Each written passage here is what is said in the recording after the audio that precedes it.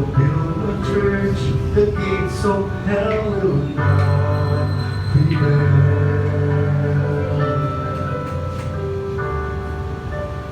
He fulfilled His promise, and the gates of sea have never failed. So when the Lord burns His people, when we read the Lord's vision, they stood here upon His word, and they told the word. This is our faith that Jesus saves, and there's no other name. Is our Lord, our only Lord. So we tell the world, we are Christians by conversion, Baptists by conviction. The faith that we have is the faith that we love. We'll contend for it. We'll fight and stand for it. And when the end comes, like that apostle, may we say, I have kept the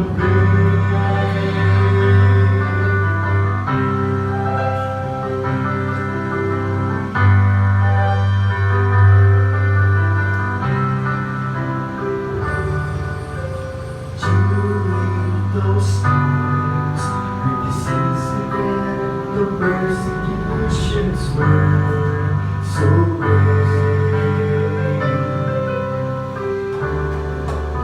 But even then, ignorant Christians had withstood the test of faith. Despite of that cruel and dark ages, the light truth shone with clear brightness. They held into the word of God. We believe their blood. When nowadays many groups appear, they claim to be God to church.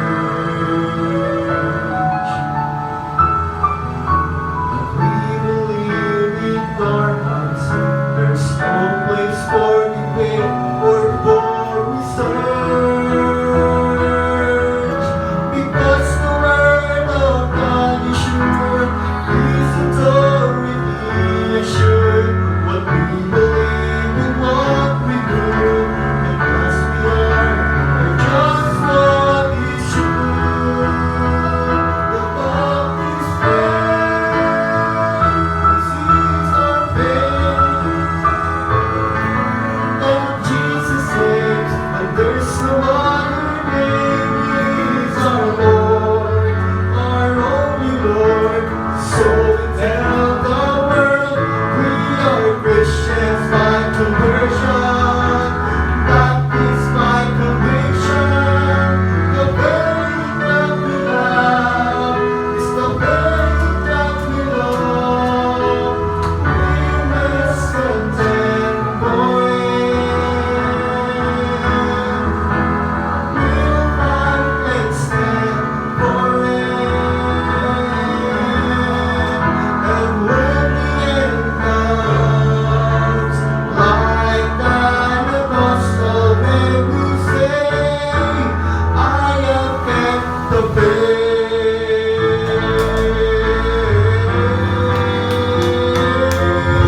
The faith that we love is the faith that we love.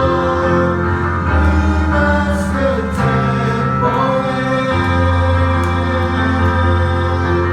We'll fight and stand for it. And when the end comes, like that apostle, may we say, I have kept the faith.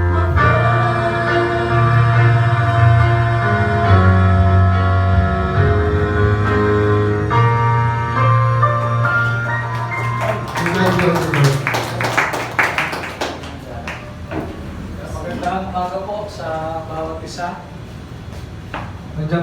Nandiyan ba kayo? Ayan, kayo po'y mag-aaral na ng salita ng Diyos. Wala po sila pastor, nasa baras. Ano po, mag-pray natin sila na tawag dito. Hindi siya mapapakaramdam ni pastor. Kasi pag maalis siya, pag bumabalik, sumasama pa yung niya eh. Kaya Happy New Year po! Hindi naman yung katabi nyo, Happy New Year! Kung tayo, bagong taon na. Ano po, tawag dito, dapat, tawag dito, mas masaya tayo. Pakita naman ang mga ngiti ninyo.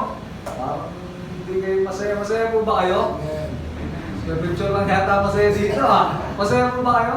Amen. Kasi tayo ay nakikipagtagpo sa Diyos, dapat tayo ay maging masaya. Ano po, kaya salamat po sa Panginoon dahil magkakasama ulit tayo ngayong taon. And then panalangin natin, hanggang dumating ang Diyos, magkakasama pa rin tayo at naglilingkod sa Panginoon. Ano po, kaya ready na ba kayo? Sige po, tayo po yung mag-aaral sa 2 Corinthians chapter 5. Isang verse na lang po yung ating basahin, verse 17. Part 2 po ito na gusto kong i-share sa inyo. Ano po, ready now, read. Therefore, if any man be in Christ, he is a new creature. All things are passed away, all things are become new. Ano po, dapat talaga sa pagsamba o sa kada may gagawin tayo, napaka-importante yung prepared ka. Tama ba? Pagpapasok ka ng school, dapat prepare ka. Pag hindi ka prepare, mahirap.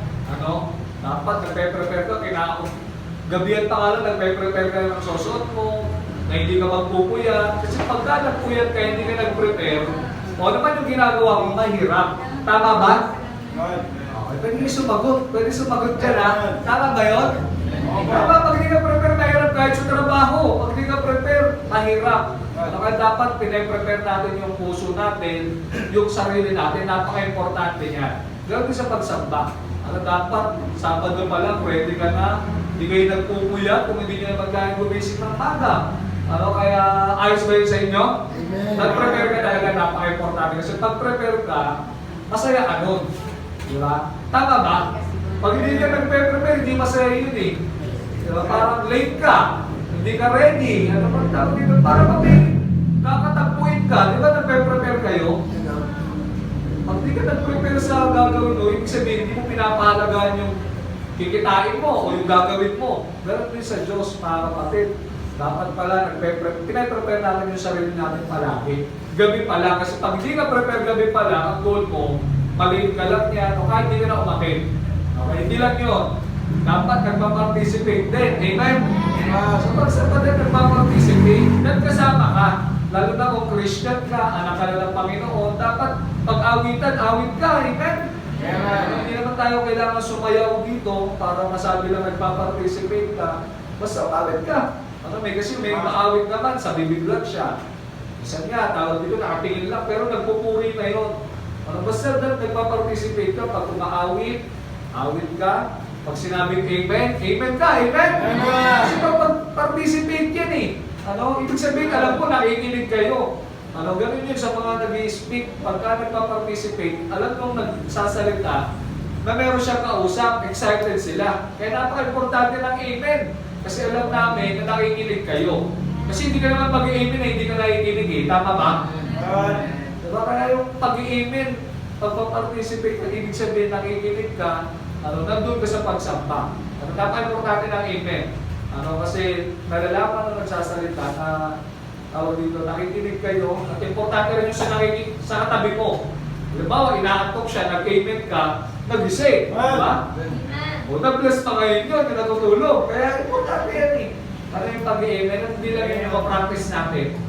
Yung mga natututunan natin sa Panginoon. Kaya naman yung pinaka-importante yung matutunan natin yung sinasabi ng Diyos sa ating buhay. Ano mo? Yung ating binasa ngayon, tawag dito, yung new creature. Sinabi dito, therefore if any man be in Christ, is a new creature. Doon tayo sa new creature. Gusto nyo dito yung gusto yung bago. May natanggap ba kayong bago? Amen? Kasi yung second hand o brand new? Brand new, di ba? Kasi pag brand new, ikaw unang gagamit nun. Ibig sabihin, talagang walang issue yun. Kasi pagka second hand, may issue na yan. Matik, posible wala pang sa damit, nasuot na.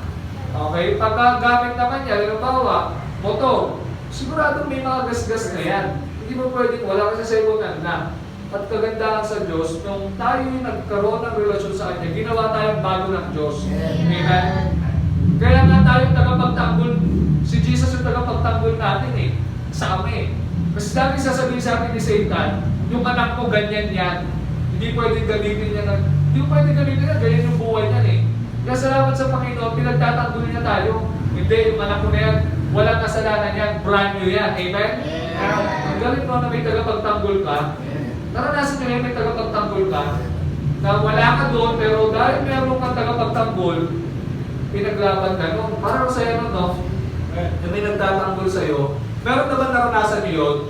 Yung tawag dito, sinisiraan ka, pero dahil may kaibigan ka nandun, pinagtanggol ka niya. Di ba masarap? Yung halimbawa, nagkaaway yan, inaaway ka, tapos meron kang kaibigan, pinagtanggol ka, huwag mong awayin yan, ha? Ako makakaaway mo. Ay, bakit na ka, di ba? Kung may flex-flex ka pa eh, di ba? Para masarap yung may ganun tagapagtanggol. Naranasin nyo na may nang-away sa'yo, pinagtanggol ka? Wala, hindi nyo pa ginagawa yun. Hindi nyo pa naranasan yun. Di ba masarap yun? Tingnan mo kang kaibigan na nagtatanggol sa'yo. Kapag hindi mo na kaya, tutulungan ka. Salamat sa Diyos dahil gano'n ang Diyos sa atin. Amen? Pinagtatanggol tayo ng Panginoon kay Satan. Kasi di ba si Satan umakit siya sa langit, nagsusumpong siya eh.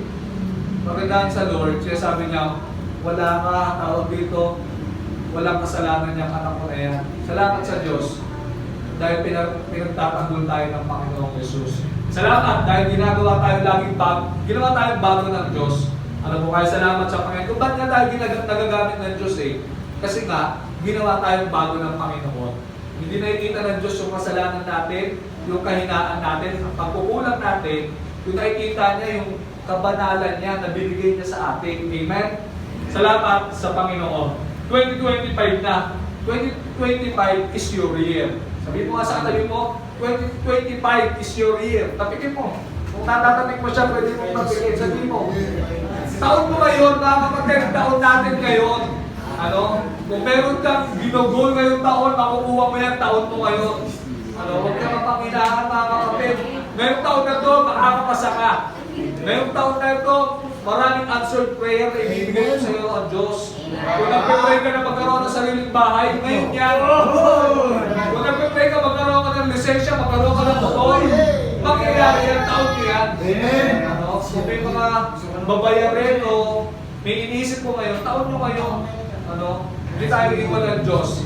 Ano po, taon natin. Para dapat baguhin lang natin yung perspective natin sa buhay.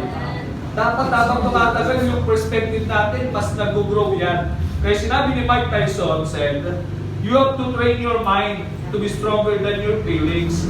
Otherwise, you will lose yourself. Ano? Dapat pala kasi yung perspective mo sa buhay, yung mindset natin dapat maganda yan. Dapat laging positive ka. Isang perspective lang natin, ba't tayo natatalo eh. Ano? Kaya dapat mga student, ang perspective nyo, gagraduate ako, amen? Amen! Papasa ako. Ano? Huwag mo sasabihin, hindi ka papasa. Bumagsak ka, hindi ka titigil. Sa mga nag-work, mas ipopromote ako ni Lord. Para kapatid, hindi tayo binibless ni Lord para iwan natin ang Diyos. Doon ni Lord talaga, i-bless niya tayo. Kaya nga sinabi sa verse 20, ambassadors tayo ni Christ. Ibig sabihin, ikaw yung tawag dito, representative ni Jesus. Sino dito naging representative na? O sa group natin, ikaw yung leader ha? Kasi nakikita niya, ano kayo, potential ka, magaling ka eh. Di ba? O ikaw yung ano natin ha, kayo magsasalita. Yung representative ka, di ba napaka-saya doon? Ang kaganda, pagka kay Lord, masaya. Kasi representative ka ni Kristo. At pagka representative ka, yung mga ambassadors, mga mayayaman yan. Mga ambassadors ng bansa, mayayaman. Yung mga spokesperson, may president, ano? Tawag ngayon yung mga pinapadala sa ibang bansa para magsalita sa presidente. Kasi minsan hindi naman mapupunta ng presidente yun eh. Kaya meron siyang mga ambassadors. Yung mga ambassadors, bless yun. Iba-iba yung sasakyan nun. Ano? Hindi po ako nag-preach ang prosperity dito. Tawag dito pag naglingkod ka, yayaman ka. Pero gusto ng Diyos na i-bless talaga tayo. Amen? Wala namang anak na gusto niya mahirap yung anak niya eh. Sa mga magulang, ang pangarap nga nila yung anak nila eh. Totoo. Kaya mga kapatid, tayo ay blessed na. Ngayon 2025, huwag mong sabihin, ano na, talunan ka, maraming hindi sinagot na prayer ang Lord sa'yo, hintayin mo lang, maganda ang plano ng Diyos. Perspective natin, baguhin natin. Ano po, and then, yung purpose natin, paglingkod sa Diyos, and then ngayong taon na to, magiging productive na tayo. Amen? Maganda nagpo-produce ka eh. Nagbubunga yung ginagawa mo. Kasi pwede kang busy, hindi naman, wala naman nangyayari. Dapat nagiging busy ka, nagpo-produce. Ano? Lumalago yung ayong ginagawa. Ano? Kumbaga sa investment, nag-grow yung investment mo. Amen? Dapat ganun tayo mga kapatid. Kung tayo pabahag na hindi tayo mag-produce, yung magiging productive. Ngayong taon, magiging productive na tayo. Estudyante ka, pero nagsa-sideline ka. Amen? Kung hindi ka na mangingi ng baon sa magulang mo, produce ka niyan. Productive yan. O sa mga nag-work, tawag dito, hindi ka lang nag-work, naaasa sa kinsenas, katapusan, magbi-business ka. Amen? Productive yun. Gusto ng Diyos yun, mga kapatid. Kasi yung hindi nagbubunga, pinuputol nga ng Panginoon eh. Mga kapatid, nagbubunga tayo. At ipasok natin sa spiritual. Mga kapatid, dapat maging productive tayo ngayong taon. Huwag kang papayag ngayong taon na wala kang madi-disciple, madadala sa church. Amen? Isipin ninyo, bawat isa sa atin may invite every Sunday dito. Puro tayo o hindi? Puno na tayo. Kung isa lang huwag niyong dadalawain kasi magdadalawang service tayo. Kapatid, dapat mag-produce ka, maging productive ka. I-goal mo ngayong taon, meron kang ma-invite sa church. Kaya ba natin yun? Kaya yun. Sa isang taon lang isa, yung isa na yun, that active siya. Mayroon ba yun? Kaya yun. Basta magiging productive ka lang. Ayun na yung goal natin. Na bawat isa po sa atin may ma-invite dito sa church. Kasi pag nagawa natin yun, mapupuno po tayo dito. At ayun na yung prayer natin. Amen po ba? Ayaw nyo na. Amen? Ito talaga yung goal natin. Maging productive tayo. Huwag tayo papayag na ganun ulit tayo last year. No 2024, ganun na ulit. Walang nangyari sa'yo. At ngayon, tawag ito, pag-grade ka na. Amen? Mas pabubutihin mo. Ano po? Kaya, ayan po yan. Ano po? Kaya mga kapatid, ano po? Kung maalala niyo yung mga sinabi ko nung uli, na share ko ito sa inyo, dapat ngayong taon, all in ka na sa Panginoon. Natutuwa ka sa Diyos, hindi make memories sa family. Nagme-make memories na ba kayo sa pamilya nyo? Nagpa-picture na ba kayo sa atila? Ano? Picture nyo sila. Importante yan. Ano mo, make memories sa pamilya, sa church mate, o kahit sa event na napupunta ka, picturean mo yan. Ala-ala yan eh. Ano po? Kaya, ayan po yan. Hindi lang yun, spend time in Bible. Balik tayo sa Bible reading natin. Amen? Sa pananalangin. Balik tayo sa pananalangin. Ano po? And then ngayong taon, maglilingkod tayo, magkukumit tayo sa Panginoon. Ano po? And then, tawag dito, mag-exercise tayo. Amen? Mag-exercise lagi. Exercise din. O ngayong taon, balik natin yan. At hindi lang yun, have a hobby. Kung mayroon kang gagawin, importante yun. Dapat araw-araw may goal kang may gawin na bago eh. Ano? Tawag ito, kung ang gusto mo matuto sa ganito, okay yan. Ano po? Dapat meron tayo laging natututunan kada araw. Kung hindi ka marunong sa ganito, ba't alamin mo? Ano? Kung hindi ka marunong magsaing, ba't alamin mo na magsaing? Kung hindi ka marunong maglaba, magluto ka na maglaba. Ano? Kung hindi ka marunong magluto ng tawag dito, nilagang itlog, alamin mo na ngayon yun, 8 minutes lang. Hindi ba't araw-araw may natututunan ka, huwag kang papayag na hindi, amen? O, totoo, natutunan natin yan kada araw. Kung hindi ka marunong sa ganito, aalamin mo. Ligtas ang may alam. Hindi, may alam talaga. Alam mo alam, kung hindi mo alam na ganito, aralin mo. Ano mo? Dahil ginagawa natin yan ngayong taon. Ano po magawa natin. And then, tawa tayo. Ano? Yung may dahilan. Hindi yung maging masaya ka. Ang importante yung maging masaya. Amen? Mahirap yung laging malungkot. 2025 na, malungkot pa rin tayo. Gusto ni Lord na maging masaya tayo. Kaya sinabi ni Lord rejoice in the Lord always. And again, I say, rejoice. Gusto ni Lord na magalang tayo palagi. Ano po? Kaya mga kapatid, ano po? Tawag dito, ngayong taon natin ito. Maraming sasagutin si Lord na panalangin natin. Kaya mga kapatid, New Year, ang title natin, New Year, New You. Sabi mo sa tabi, bagong taon, Tatabihin mo, New Year, New You. Okay, bagong taon, bagong ikaw. Ano po? Tawag dito nakakapagtaka no? Pagka birthday mo, sasabihin, huwag ka magbago, diba? Stay who you are. Tapos pagka bagong taon naman, magbago na tayo. Ano? Nakakalito no? Kung ano ba talaga. Hindi, hindi ko lang po sabihin. Magbabago man ang panahon ng taon, ang Panginoon hindi magbabago. Nagkasalo hindi siya nagbabago Mahal ka ng Diyos, period yan. Mabuti ang Diyos. Jesus is the same yesterday, today, and forever. Hindi magbabago ang Diyos. Kung nag-iimala ang Diyos sa mga prophets noon, hanggang ngayon nag-iimala siya. Yung mga binabasa natin sa Bible, kung ano ang Diyos, ganun pa rin po siya. Wala pong imposible sa Panginoon. Kaya mga kapatid, New Year, New You. Ano po? Consider resolving this 2025. How to make fresh start in this 2025. Paano ba tayo magsisimula ngayong 2025? Meron lang gusto ibigay sa inyong tip na pwede natin gawin ngayong 2025 para tawag dito, meron pagbabago at makapurihan natin ng Diyos sa ating buhay. Number 1, na gusto kong i-share sa inyo yung act in faith. Amen?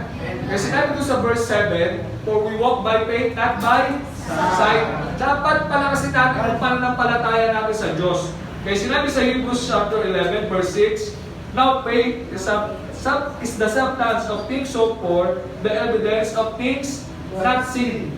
For without faith, it is impossible to please Him. Kung wala daw pananampalataya, hindi daw natin mapiplease si Lord. Ibig sabihin pala, parang matuwa si Lord sa atin, dapat yung faith natin lumalakas.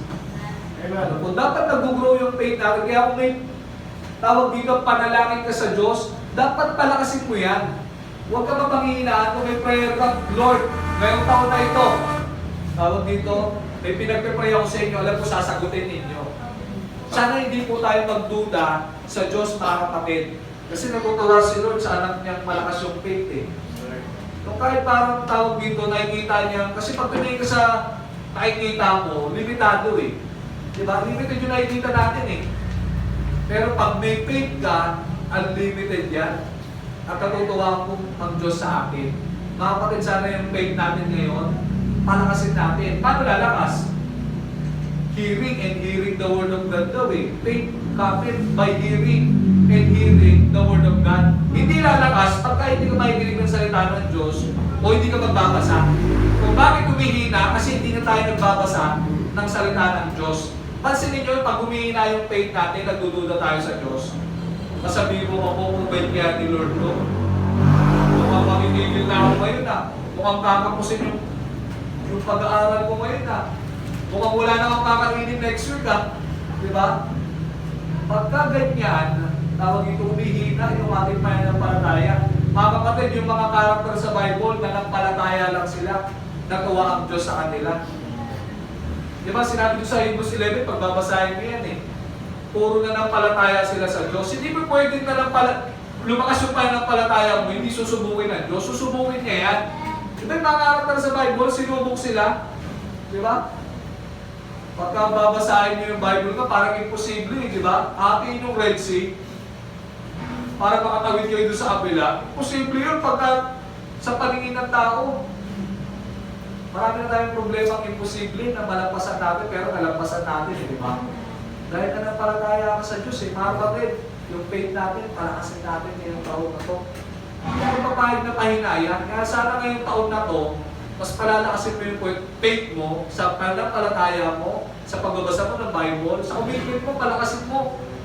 Kung ang commitment mo last year, ganito lang, taasan mo. Kung yung commitment mo sa mission, ganito, dapat taasan mo. Kung ang commitment mo sa mga ministry na meron tayo, ganun lang last year, dapat ngayon, taasan mo na, amen? Dapat tumataas. Kasi once na tumataas yung faith mo, ang Diyos natutuwa. A Christian must live by faith, not by feelings. Believe ba kayo sa Diyos? Ano po sa inyo? Believe ba kayo sa Diyos? Di ba nakakatuwa pag may believe sa'yo na tao, na parang naiisip mo sa sarili mo, wala ka lang mahina ako, pero may tao sa'yo, di, kaya mo yan. Di ba? Matatapos mo yan. Matatapos mo yung mga report mo na yan, yung gagawin mo na yan, makakapasa ka dyan. Di ba nakakatawa yun yung may believe sa'yo? Siguro ilang beses ang kumakamot si Lord sa ulo sa atin kasi hindi naman madalas sa buhay natin, hindi tayo bilib sa Kanya eh. Alam mo, ang Diyos nagpapagaling, pero nagdududa tayo sa Diyos. Alam mo, ang Diyos nag-provide naman sa iyo lahat, tapos nagdududa ka sa Kanya. Mga kapatid, kung bilib ka sa Diyos, dapat makita sa buhay natin. Ano po mga kapatid, act in faith, ano po, work. Pagkatawag ito, lumalakas yung faith natin sa Panginoon, yung walk with God, magiging maayos yan, at yung work for God, and then witness for God, magagawa natin yan eh. Kung bakit hindi natin nagagawa yung mga bagay na yan, kasi nga yung faith natin humihina. Mga kapatid, tawag dito, meron tayong mga pinapanalangin sa Diyos, act in faith, manampalataya ka, manalangin ka. Kaya nga tawag sa atin, mananampalataya eh. Diba? Believers, ibig sabihin nun, mananampalataya at nabubuhay sa faith eh. Hindi sa nakikita. Kaya pansinin nyo, minsan nagbibigo tayo kasi minsan sa sarili mo ng kakayanan ikaw bumabase eh. Diba? May plano akong ganito eh. Gusto kong ganito. Although maganda naman yun. Pero minsan nakakalimutan na natin ng Diyos yung kalooban niya yung masunod. Hindi yung sa atin. Mga kapatid, act in faith tayo ngayong taon. Ano po? Mga kapatid, dapat meron tayong ngayong taon na to, makasin namin yung faith namin. Hindi lang yun. Ano yung number one? Sabi na, ano po? Number one? Palakasin natin yung faith natin. Sa mga pagitan na Bible reading, sa pananalangin, balik tayo, palakasin natin yan. Sa paglilingkod natin ngayon, palakasin natin. Yung ating paglilingkod ngayong taon, 2025 na eh. Ano po? And then number two. Basahin nga po natin. Sabay-sabay naman, parang ayaw yung basahin eh. Number two, ready na rin. Okay, 15 minutes pala po ako nagsasalita. Okay, take inventory of the past. Nga po, sinabi sa Philippians chapter 3, verse 13, Brethren, I count not myself to have apprehended, but this one thing I do, forgetting those things which are behind, and reaching forth unto those things which are before. Okay? Tawag dito, iniisip nyo ba yung mga nangyari sa inyo mga nakaraang taon? Di ba ang daming answered prayer? Amen? Di ba ang daming nagimala ang Lord sa buhay mo? Nakasurvive ka? Ngayon, ganito na yung kalalagayan mo ngayon. Ibig sabihin, tawag dito, ikaw mo yung mga blessing na natanggap mo ng nakaraang taon. Ano po? Ang tawag dito, at huwag na yung mga pangit. Matuto na tayo doon. Amen? Ibig sabihin, pinapaalala tayo ng Diyos na take inventory of the past, na tignan mo kung paano nagimala ang Diyos sa'yo. Ano? Tapos ngayon, nagdududa ka sa Kanya. Mga kapatid, narinig nyo na ba yung salitang natira mayaman? Narinig nyo na yun? Parang PSP yung pastor ha. Ano? Tawag kita, hindi nyo alam yun. Ibig ko sabihin, pagka sinabi yung matira mayaman, sinabi dito, narinig ko lang, matira mayaman, then as if, ano yung matira mayaman na kayo yung pumapasok sa isip nyo ngayon? Sabi niya, sa mundo ngayon, kapag tumigil ka, ikaw ang talo. Bakit? Wala ka nang i-harvest eh. Wala ka nang i-look forward. Hindi araw-araw Pasko o okay yung buhay natin. Pero araw-araw, pag gumagalaw ka, meron kang i-look forward. Pansin mo, lahat ng tumitigil, syempre wala silang makukuha. Pero lahat ng tumutuloy, meron silang araw-araw na inaasahan. Kasi ang totoo, hindi araw-araw malakas ka, hindi araw-araw masaya. Pero kung araw-araw tayo nagtsatsaga, nagtatrabaho, imposible di magresulta ng maganda. Mga kapatid, you only fail if you stop, but if you consistent, you harvest all the hard work. Mga kapatid, matatalo ka lang pag tumigil ka. Kaya huwag kang titigil. Ano po? Ibig sabihin, matira mayaman, pag tumigil ka, mahirap ka, talo ka. Pero pag nagpatuloy ka, maraming kayamanan, yung pangarap mo, makukuha mo. Ibig sabihin mga kapatid, tawag dito, huwag tayong tumigil. Don't go back. Ano po? Huwag tayong mag-quit sa paglilingkod sa Diyos. Sa mga pangarap nyo, huwag kayong titigil. Mga kapatid, tawag dito, matuto tayo sa ating mga pagkakamali. Amen? Amen. Learn from our mistakes. Lagi nagtuturo yan sa atin. At hindi po pwede din tayo magkakamali. Ano po? Lahat ng mga tagumpay ngayon, nagkamali sila at natuto sila doon. Lahat ng mga karakter sa Bible, nagkamali sila, pero ginamit sila ng Diyos. Amen? Pagka binabasa ang post, ang ganda nung sinabi niya. Sinabi dito, some of the worst people in the Bible made the most positive impact. Why? Because their story did not end with their mistake. It finished with their comeback. You might feel like you are defeated, but your story is not over. Your victory is coming. Amen? Lahat ng mga karakter sa Bible, hindi mo maganda yung mga nakaraan nila eh. Pero nung nag-comeback sila, grabe. Ano? Si Peter, 3 times niya dininay si Jesus. Di ba? Best friend ni Jesus yun eh. Si Peter. Isa yung sa tatlo, si James, John, and Peter, di ba? Pag pumupunta si Jesus sa Gethsemane, kasama niya yung tatlo. Pero dininay siya 3 beses. Pero after naman bumalik ni Peter, anong ginawa ni Peter? 3,000 souls, God saved, and nagpabaptize pa yun. Ibig ko sabihin, lahat ng mga ginagamit ng Diyos, nag-fail sila, pero hindi sila tumigil. Mga kapatid, magpe-fail tayo, makagawa tayo ng mali, matatalo ka lang pag tumigil ka.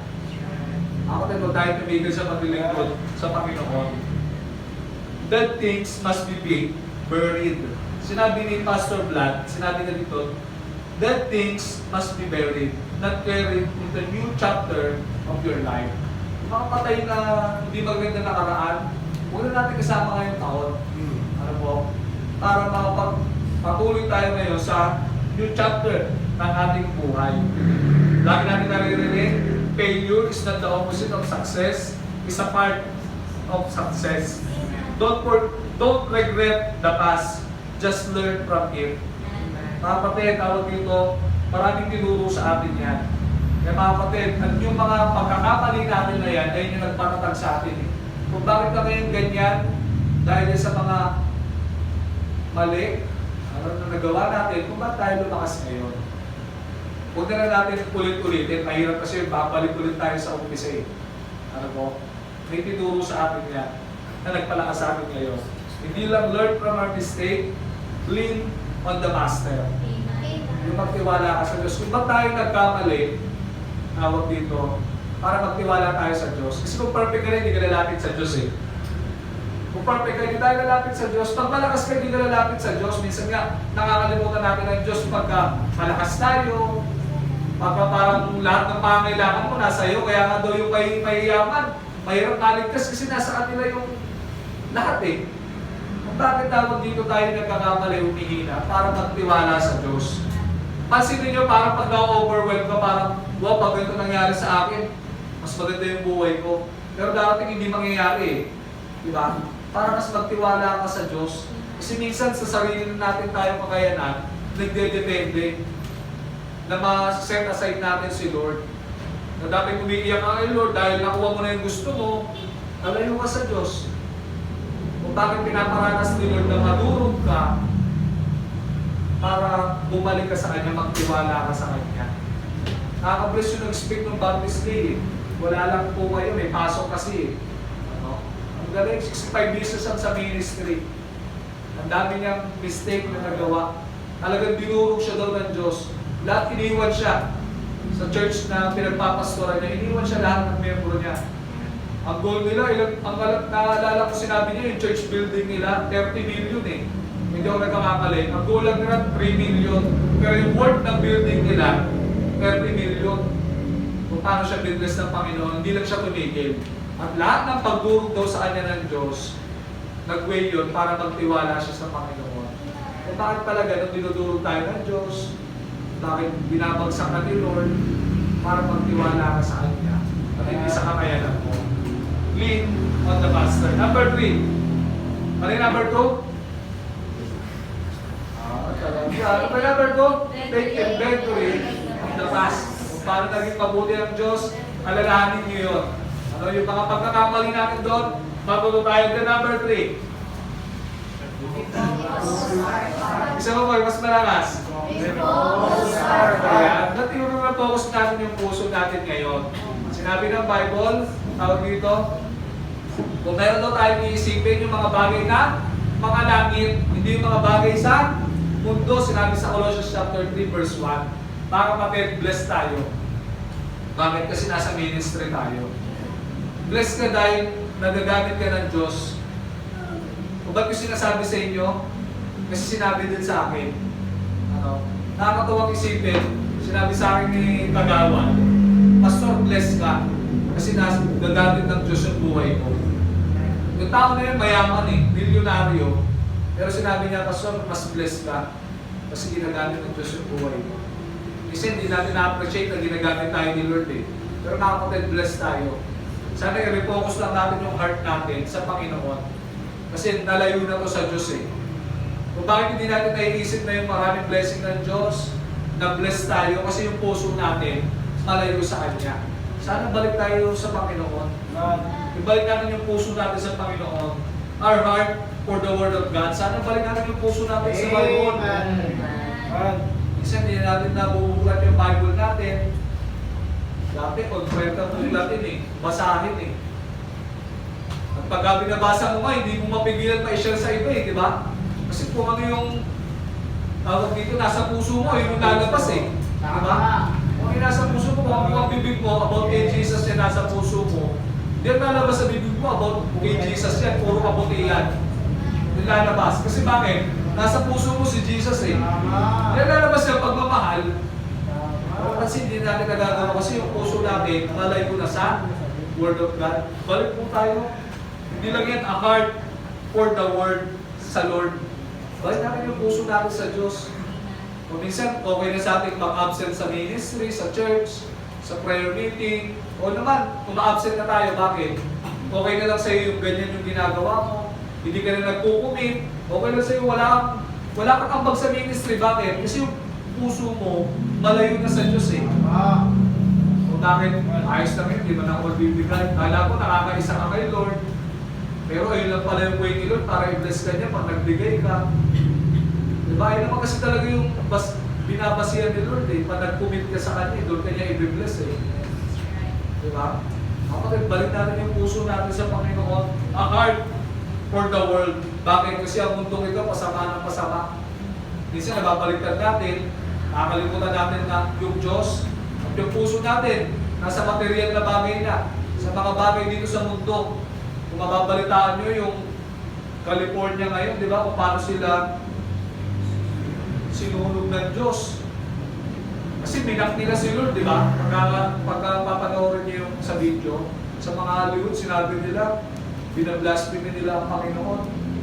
After 48 hours, wala pa. Nag-wildfire sa kanila. Nasunog sila. Di ba? Pababasahin ninyo. Bakit? Kasi hindi natin pwedeng imak si Lord Kung ano yung tinanin mo, aanihin mo, mahirap kalaban ng Diyos. Billions yung nasira sa kanila, ari-arian nila. Diba? Sinunog sila ng Diyos. Yung Diyos ang nagbibigay ng ulan. Diba? Hindi nagpaulan si Lord. Walang ulan Kahit yung mga bumbero, hindi kaya buksayin ng apoy Ibig ko lang sabihin, mga kapatid, minsan, kala natin sa material na bagay, pagka meron ka ng ganito, okay na yung buhay mo, hindi po Magiging okay, magpapaayos sa buhay natin ang Diyos. Kapag balik natin yung puso natin sa Panginoon. And then last, ano pa number 3? Refocus our heart. Balik natin yung puso natin sa Diyos. Kung paano mo nakilala ang Diyos, balik mo. Kung paano mo minamahal ang Panginoon noon, balik natin ngayon. Mag-commit tayo ulit sa Panginoon. Ngayong taon na ito, Pastor, Lord, mag-commit ako sa iyo. Magpapagamit na ako sa ministry. Mag-commit na ako sa mission, sa mga ministry dito, sa mga children's center, magbibigay ako dyan. Lord, ngayong taon na to, sana gawin po natin. And then last, trust God. Basahin ko nga po. Yung todo mo. Yung magtiwala ka 100%, amen? Hindi 50% lang, i-100 mo. Yung pagtitiwala mo sa Diyos. Kasi sinabi sa Proverbs chapter 3, verse 5 and 6, trust in the Lord with all thine heart and lean not unto own understanding. In all his ways, acknowledge Him, and He shall direct thy paths. Kapatid, tiwala natin sa Panginoon. Trust God, our life to Him. Yung buhay natin, pagkatiwala natin sa Diyos. Amen? Nung nagsuko ko ng buhay, yung sinabi ko sa Diyos, Lord, sa inyo na itong buhay ko. Hindi na ako yung masusunod. Kaya tawag dito, bahala na si Lord sa buhay ko. Hindi naman ang pinabayaan ng Diyos. Amen? Mga kapatid, yung buhay natin, kay Lord talaga yan. Kahit magkaniwala mo sa Kanya. Ano? Hindi lang yung trust God, our labor for Him. Yung ginagawa natin sa Diyos, hindi po sayang. Ano po? Hindi lang yan, trust God, our love to Him. Ano po? Kapatid, yung pagmamahal natin sa Diyos, palakasin natin. You want change in your life? It's not your New Year's resolution. Jesus is the solution. Mga kapatid, involving, ngayong taon na to, mag-involve na tayo sa ministry. Kung wala kang ministry, sabihin mo kay Lord, Lord, mag-involve na ako sa ministry. Sasama na ako sa mga children ministry. Lord, sasama na ako sa choir. Lord, sasama na ako sa mga special number. Ano naman yung ministry na meron tayo? I-goal mo, sumama ka na dyan. Hindi lang involving, investing. Napaka-importante, mag-i-invest ka na. Ang magandaan kay Lord, pag nag-invest ka, walang lugi. And then increasing. I-goal natin na nag-i-increase tayo yung ginagawa natin sa Diyos. Nagbubunga, napaka-importante. Yung ginagawa natin, i-goal natin pamataas. Ano? Nagbukumit tayo, mas nagle-level up. And then habang binibless tayo ni Lord, nagpapakumbaba tayo. Kasi alam natin, wala naman tayo magagawa kung wala ang Diyos. Mga kapatid, New Year, New You, ano po? Act in faith. Mas palakasin natin yung faith natin. Diyan natutuwa si Lord. Hindi lang yan, take inventory of the past. Ang dami ng ginawa ni Lord na himala sa atin. Ano? Nagulat ka na nga lang, pag-graduate ka na eh. Nagulat ka na lang, nakailang taon ka na pala sa work mo. Nagulat ka na lang, ganito na yung blessing na meron ka. Bilangin niyo po. And then yung mga regrets, matuto na po tayo doon. Hindi lang yung refocus our heart, balik natin yung puso natin sa Diyos. Ano? Sa Bible reading, sa prayer time, sa mga ministry, mag-commit ka na. I-goal natin ngayon taon, mga kapatid, meron tayong pasama sa church. Amen? Bawat isa lang sa isang taon. Ano po, kung hindi kaya ng monthly isa, kahit isang taon lang. Yung isa ngayon, mag-i-stay siya. Malaking bagay po yun. Balik natin yung puso natin sa Diyos, sa salita niya. Hindi yung last, tawag dito, trust God. Yung 100%, magtiwala tayo sa Panginoon. Lahat po tayo tumayo, tayo po yung manalangin. Napakasimple lang yung mensahe ng Diyos sa akin. Totoo lang, ako maraming natutunan sa lahat na nangyari sa akin ng mga nakaraang taon. Salamat sa Diyos, pinaranas sa akin ng Panginoon yun para magtiwala sa Kanya. Kasi dinudurog tayo ng Diyos, pinabagsak tayo ni Lord, hindi para pahirapan, hindi para magtiwala tayo sa Kanya. Habang lahat ay nakayuko, yung mga mata natin nakapikit, kung meron kang resolution ngayong taon na to, yung goal mo, mag-increase yung faith mo, babalik mo na yung puso mo sa Diyos, magtitiwala ka sa Kanya, pwede ka bang lumapit dito sa harap, samahan niyo akong manalangin, sama-sama tayo manalangin. Kung meron kang resolution ngayong taon na to, na mas magkukumit ka sa Diyos, magpapagamit ka sa Panginoon, lapit tayo sa Diyos. Marami tayong pagkukulang sa Panginoon, balik tayo sa Panginoon, ay nagmamang yung gusto ng Diyos sa amin. Lord, salamat po sa inyong salita na namin nagpapaalala sa amin. Lord, tulungan niyo kami ngayong taon na ito. Mas palalakasin namin yung aming pananampalataya sa inyo. Sorry Lord, kung minsan hindi kami believes sa inyo, magdududa kami. Ang dami naman ang ginawa kayo sa buhay namin, pero nagdududa pa rin kami sa inyo. Salamat Lord dahil minahal mo kami. Lord, salamat Panginoon sa mga nakaraan na nangyari sa amin. Salamat Lord sa mga learnings, sa lesson. Salamat Lord dahil hindi nyo kami iniwan. Kahit marami kami kakalpakan na nagawa. Salamat Lord dahil simula umpisa hanggang ngayon, ang dami nyo pong binibigay na blessing sa amin. Lord, salamat Panginoon Diyos. Dahil yung puso namin, gusto namin ibalik ulit sa inyo Lord. Daming excited sa pananalangin, sa Bible reading, sa ministry Lord. Pinabalik namin ulit yung puso namin. Magkaroon ulit ng excitement. Naroon rin ng kagalangan sa aming puso paglilingkod sa inyo. Tulungan kami na magtiwala sa inyo. Ama, salamat po sa mga anak ninyo. Alam po po sa harap. Alam niyo po yung mga nasa puso nila. Kami, Panginoon, na yung i-commit natin sa inyo, lahat ng mga nilapit natin sa inyo, ay magawa po namin sa tulong po ninyo. Lord, salamat po sa mga anak ninyo. Namin ito ngayon. Alam niyo po yung mga nasa puso namin. Tulungan niyo po kami, Panginoon, na ngayong taon na ito ay taon po namin. Dalalang namin kasama namin kayo. Kaya, Panginoon, ngayong taon na ito, mas magle-level up kami, mas mag-i-involve kami sa ministry, mas mag-i-invest kami, Panginoon, sa inyo. I-increase namin, Panginoon, yung pananampalataya namin sa inyo. Lord, bless niyo po ang bawat isa. Salamat po sa araw na ito. Ito po ang aming sampat, dalangin, sa pangalan ng Panginoon Jesus. Amen at Amen. Palakpakan po namin ng Panginoon. Pwede po tayo na may word po tayo.